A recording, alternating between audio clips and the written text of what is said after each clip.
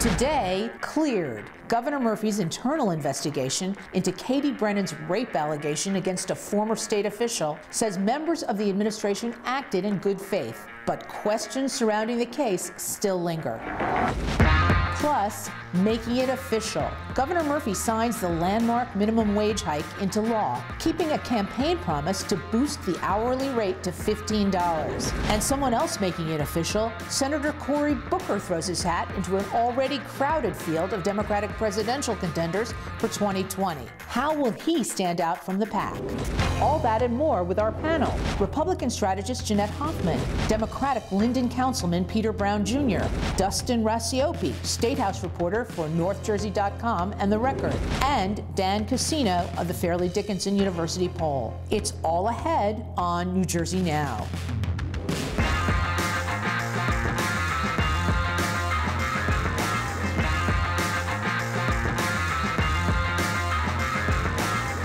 Good afternoon, I'm Diane Doctor, and welcome to New Jersey Now.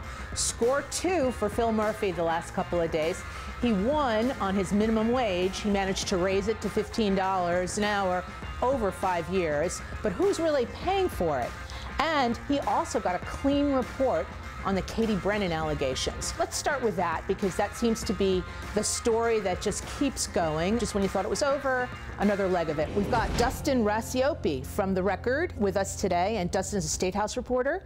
You've been covering this story. You've been sitting through the hearings. Give us the latest in a nutshell. Well, the big takeaway to me was that they couldn't figure out, even with the help of Peter Venera, who conducted the report, they couldn't figure out who hired Al Alvarez, who's alleged to have committed this sexual assault on Katie Brennan.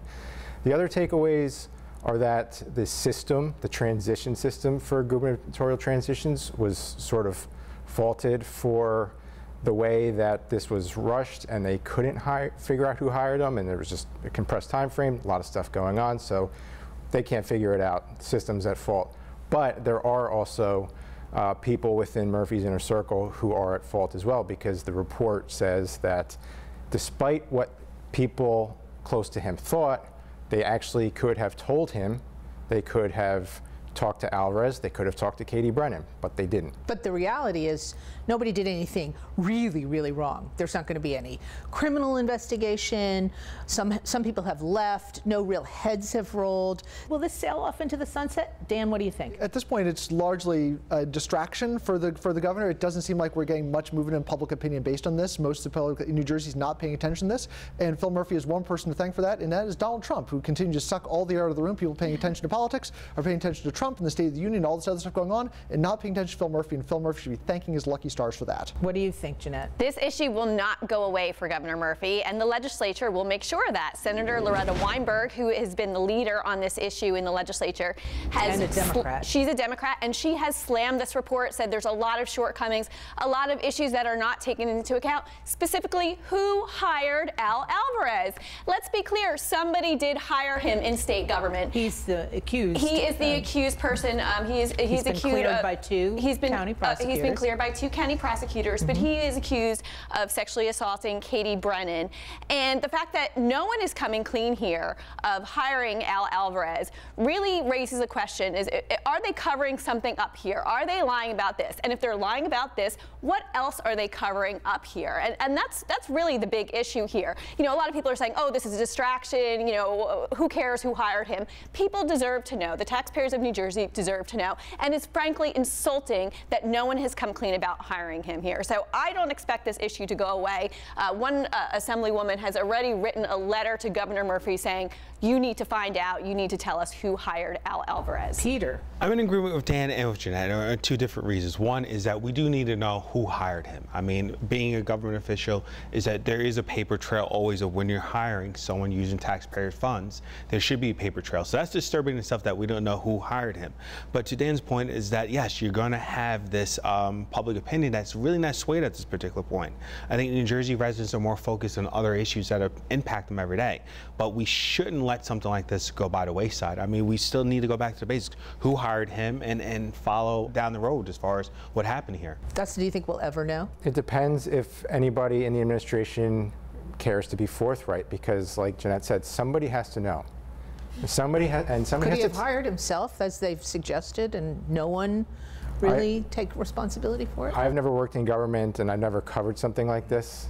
That would have been highly unusual if he walked in and hired himself. Come on. And if he did, then someone would have known that too, right? I mean, including his boss, Charlie McKenna. The report lays some blame on Jose Lozano, who led the transition. It said he seems to have had the most involvement. That's the closest that the report gets to placing some responsibility. Jose Lozano is? He ran the transition. He's now leading Choose New Jersey. In that report, I saw two things I thought were fascinating. The first is that the idea the report said, the Vernier report said, well, it was a foregone conclusion that he was going to get this job, essentially saying there was not going to be any vetting. No one's going to ask him. He was in the campaign, so of course he was going to get a job. This is the one he wanted. He was going to get it. So almost nobody had to hire him because everyone knew he was going to get it, which to me speaks of a real problem in the transition team, that if people are just getting government jobs with no vetting, no nothing. Second is the legislature actually talked to the woman who signed the letter, who gave him the job. The woman who was director of personnel for the transition team, and she said she didn't give it to him, even though her signature's on this. Said, well, they signed my name on a lot of things. I actually had no personal knowledge of any of this. Well, it sort of eerily reminds us of the Bridgegate investigation that Chris Christie did, where he commissioned a quote-unquote friendly law firm to investigate any wrongdoing, and at the expense of taxpayers, they found that there was no wrongdoing, correct? And we're seeing the same thing here with the Vernier report. I think what the Vernier report also does that's interesting, though, is it's really talking about legislative solutions to this. It's saying, okay, we don't know what happened, we don't know how this got through, but in the future, here's what we can do, laws and regulations we can put in place to prevent it, which is at least a productive thing we can do, get from this going forward, is we can actually start to make those changes. The governor's already recommended some of those changes, and there's a lot of work that can be done here by the legislature to make sure this sort of thing never happens again. In the meantime, the governor got his way on minimum wage. He did compromise, so it's over a period of time, but we will see the minimum wage go up to $15. I know that you're dying to chime in on this, Jeanette. Yeah, I mean, this is a backroom deal between Governor Murphy and the Democratic legislative leaders, and it reeks. It reeks for New Jersey taxpayers, and it stinks for businesses, simply because of the fact that it is a huge jump in the first year for small businesses, and they just can't afford it. It's a 25% increase, 30% if you include payroll taxes for small businesses, and it's really just a lot to absorb. Their profits aren't going up 25% in the first year. I mean, the simple fact of the matter is they're going to either have to lay off workers, cut hours, or raise their prices. And the simple fact of the matter is most places can't raise their prices and afford to stay in business. And one thing I wanted to add that the governor and legislative leaders didn't take into account is the impact on property taxes. Local governments are going to have to pay their workers now this huge increase in minimum wage. A town next to me, Middletown, which is in Monmouth County, it's one of the bigger towns, they said the impact on property taxpayers for their government to absorb this minimum wage increase will be $750,000. And that's a direct increase to property taxpayers. So you're going to see a lot of property tax bills go up in the next couple of years. And I don't think that legislative leaders really communicated that to their taxpayers very well. I think this is going to be a very difficult time for our economy based on that minimum wage increase. Peter, Democrat, Linden, City Council, is it worth it? And Chairman of the Finance Committee, and to Jeanette's point, she brings up a valid point, is what is the effect on property tax that no one's talking about? You know, we always talk about making New Jersey affordable. So I understand the Democrats are wanting to bring up the income of residents here, which makes perfect economic sense. However, we still haven't addressed the affordability issue in New Jersey. So you have two issues here. Businesses are going to leave New Jersey. We see this, and we're not bringing enough business in here to stabilize property taxes and to pay workers a fair share. So now it's all on the backs of mom and pop businesses to support the economy, and when you're increasing that bottom line as far as salaries, these businesses are going to go out of business, and it's going to be a snowball effect downhill. Dustin, does this victory really cap icing on the cake for Governor Murphy? Is this his biggest deal yet? Time will tell, because this is his biggest achievement so far, policy-wise, and the only real big thing that he has left is to legalize recreational or adult use marijuana, as he likes to say. And that's not a definite. So it depends on how those negotiations go. But to this point, definitely minimum wage, whether you like it or not, it's his biggest policy achievement. Well, I'm going to leave it at that. And when we come back, we're going to talk about Cory Booker running for president, potentially the wife of Chris Christie running for Congress. We'll be right back.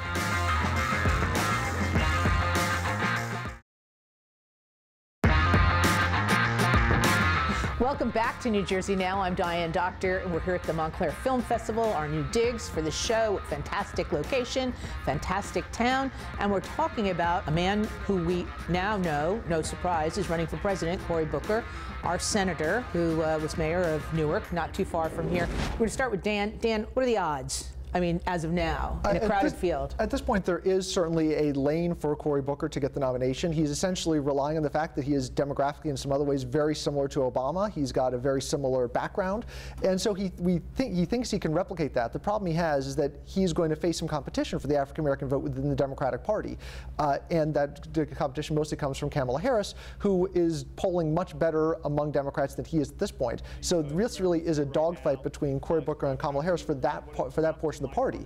The other problem he has is that he is trying a very risky strategy at this point, where he's essentially foregoing Iowa and not putting too much effort in New Hampshire in an attempt to try and win South Carolina. The problem is, if he does badly in Iowa and New Hampshire, South Carolina doesn't matter. Ask Rudy Giuliani, who said he was just going to run in Florida, and it did not work out so well. So there is a path for him there, but he's still kind of in the second tier of candidates. He's polling in the single digits in most polls of the Democratic primary at this point, and he certainly was hoping to do better. He was hoping to be up in that first tier, and he's just not there yet. Jeanette? Well, we'll see. It's such a big field of candidates right now. I remember in 2016 they called it the Republican clown car of primary candidates. I think we're seeing that now on the Democratic side. Listen, Cory Booker, we always kind of knew he had his eye on the presidential race. I think he has a lot of liabilities as a candidate, specifically his time in Newark as mayor. I don't think he has a great track record there, and I think when people start digging and look at his executive experience, I think there's going to be a lot of liabilities for him there. He has an interesting persona as a candidate. I think we read recently that he just started dating someone, celebrity Rosario Dawson, so that should be interesting. I look forward to watching him on the campaign trail. For me, I think it's always exciting when we have somebody in New Jersey in the race. I wish him well in the Democratic primary. Peter? It's always good to see someone from New Jersey run. But I don't see a way for him to win, unfortunately. I mean, he is trying to play off the Obama type of fashion, the Obama type of politics. But I think what people want more is someone who's more centered. I think his policies are too much to the left at this point right now, and I think the country, and especially New Jersey as a whole, as we've seen some of the policies here in New Jersey, is that we want someone who's more centered. And you know, you have candidates who haven't even come out yet. I mean, there's rumors that Michael Bloomberg may come out, and he's someone who's local, someone who has a ton of money. He spent close to almost $100 million of his own money for House Democrats. So, you know, I would tend to agree. Cory Booker's in that second tier. I don't see him breaking, to that next level. What record is he running on from New Jersey, Dustin? I don't know if he is running on a record in New Jersey. I haven't heard him do that yet, and to be frank with you, he doesn't have much of a record in Washington either, except he does have the criminal justice reform, which he was instrumental in. Most recent. And that's a big one, and that could really help him out quite a bit. What I think is risky for him is that he wants to go up against Donald Trump in 2020. And he's running on this platform of peace and love, and I'm not going to... Kumbaya, Cory. Yeah. And Donald Trump will eat him up. And it's a question of whether the voters want to shift over from what we see now with Trump, very combative, pugilistic, to somebody like Cory Booker, who's much more in the mold of Obama. Kellyanne Conway said his announcement video was like a Hallmark card. I don't know if I agree that he's so left. Compared to some of the people that are running, I find that Cory Booker is a more moderate candidate. If you look at his voting record in the Senate up to this point, he is really among the middle of Democrats. Yeah. So he's not a moderate, but he is a moderate within the Democratic Party. So among the field of candidates, he's actually among the more moderate of the candidates who's run. Certainly he's not like Bloomberg, who was a Republican independent for a long time, but he is relatively more moderate, at least in the voting record. And he's actually doing something that Obama did as well, where people think he's a lot more liberal than any of his policy stances actually would portray. And I think he's got a track record of cozying up to big pharma, to Wall Street bankers, and I think that's going to hurt him in the Democratic primary. I think his big problem is he's too moderate for the Democratic primary, but too progressive for the general election. How interesting is that? Well, another little political bubble that went up this week from our former governor, Chris Christie, mentioning that his wife might be a great candidate to run up against Mikey Sherrill. The dust is barely settled in her unpacking her boxes in Washington. But do we think that Mary Pat is going to throw her hat into the ring? I'll go to Dustin first.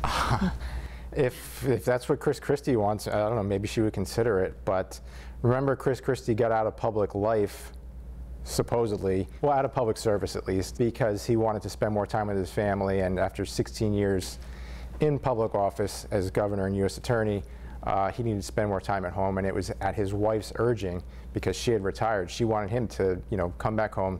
Don't go to Washington unless it's for a big job. So I can't see the feasibility of her wanting to jump into something like a congressional race and spend so much time in Washington for herself. Dan? It seems unlikely at this point because Mikey Sherrill's seat actually at this point seems pretty safe. This was a swing district for a long time that we're in right now, but she won that by this district by more than 10 points. I don't see that change. And she had a very strong challenger. So I don't see it changing. She is a fundraising juggernaut. I can't imagine anyone really wants to go up against her. And Chris Christie is not popular in New Jersey. Chris Christie is not popular in New Jersey. He is certainly not popular in this district that we're talking about right here. Mary Pat would have the advantage. She would be able to raise money. She does have good name recognition. But if I was a Republican, I think 2020 doesn't look like a great year. I might want, if I'm really qualified, I might want to sit that out and wait for 2022. Jeanette? You never know. That's the one thing about New Jersey politics. You never know. And I love the trial balloon that Governor Christie floated. He's like, look, Mary Pat's a better candidate than me. She's more charismatic. She's smarter. She's the better Christie. He floated the trial balloon at Rutgers-Eagleton, and the moderator of the interview was Mike Duhame, who was his former campaign manager. And Mike's like, great, I'll be the campaign manager. So I think it was kind of a more tongue-in-cheek, fun kind of little thing. But hey, you never know. Peter, last word. I think it's way too early to tell. I mean, we're only in our second month of a new Congress, so time will tell as far as what's going to happen. I mean, you're going to see some competition at district, but to Dan's point, I think right now she has a strong district that she's able to fundraise money in, yes, and as well as she may be in for another 2 years at least, so 2022. And we're in her hometown of Montclair, and we'll be right back. Next, we'll drill down into the State of the Union address. Stay tuned.